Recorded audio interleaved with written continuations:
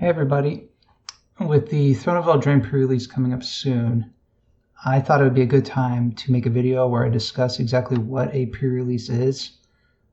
I think we're going to have a lot of people that have been playing on Magic Arena, or maybe you're new to Magic, you might not know exactly what a pre-release is, and so this is my attempt at explaining what you can expect. I know when I first started doing paper Magic, I was pretty nervous. I was worried I was going to screw up the rules. I didn't know exactly what I was doing. So this is a beginner's level guide of what you can expect when you go to the pre-release. Okay, so what is a pre-release even? The pre-release is going to be a limited casual event where you are going to draft a deck based on the packs you open. That's why we call it a limited event. It's limited in the cards you open. So you get 6 booster packs and you'll have to make a deck with those 6 booster packs. As I mentioned, it's a super casual format. So if you're new to Magic, it's a great way to start. You can ask questions. You don't need to worry about screwing up rules too much. A lot of times you can take things back. So I strongly recommend, if you're looking to make that jump from Arena to Paper Magic, that you give the pre-release a try.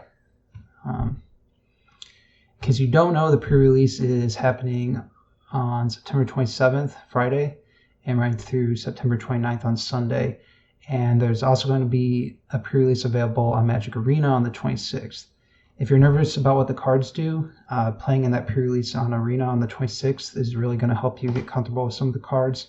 Obviously, you can do research ahead of time and look at the visual spoilers, check out what's out there. But really, just getting your hands on the cards on Arena is really going to help you feel more comfortable with the cards that you're dealing with when you go to that paper pre-release. A lot of you may have a good idea about where you want to go for your pre-release. You might have a local gaming store. But if you don't, Wizards of the Coast actually has this really cool thing where you can go in and put in your, it's not cool, it's pretty normal, but you can go in and put in your address and see which gaming stores are near you. You can click on a store and it'll tell you what events they run. Almost all of your local gaming stores are going to be running pre-release events. So you can go in there, get the name. I strongly recommend that you call that store ahead of time, or you contact them on social media to make sure that to ask if you need to register or not. Make sure you can register if you can, because there's going to be a limited number of decks that every store gets, and you want to make sure you can play.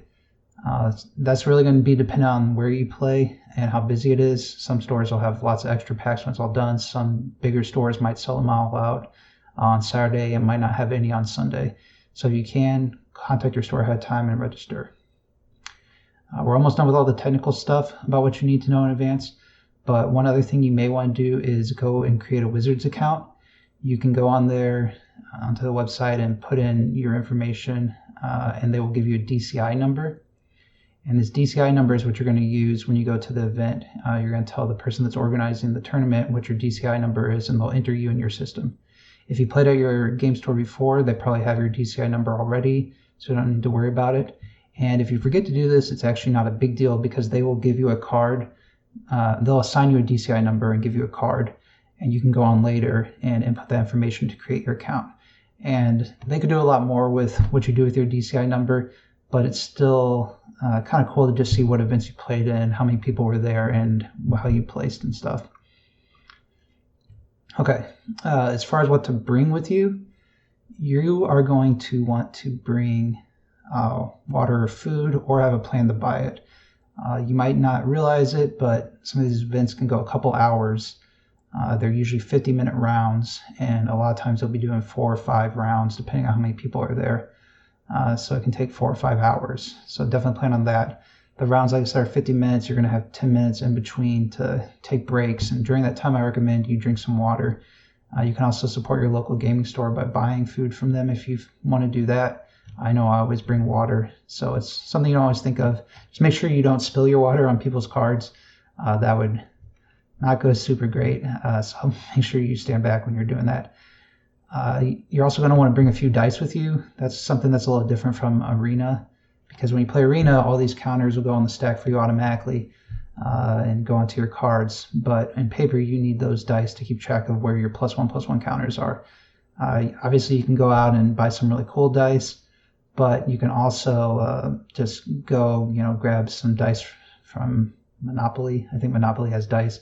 Just get some 6-sided dice. Those should all work just perfectly fine. You can be as fancy or as simple as you want with those. Something else you're going to need is a way to keep track of your life total.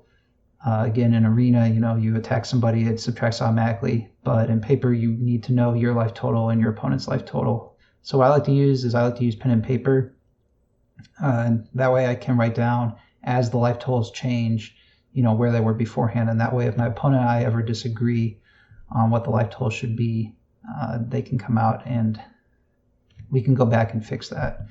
A lot of people will use a spin down life counter, which is basically a 20-sided dice.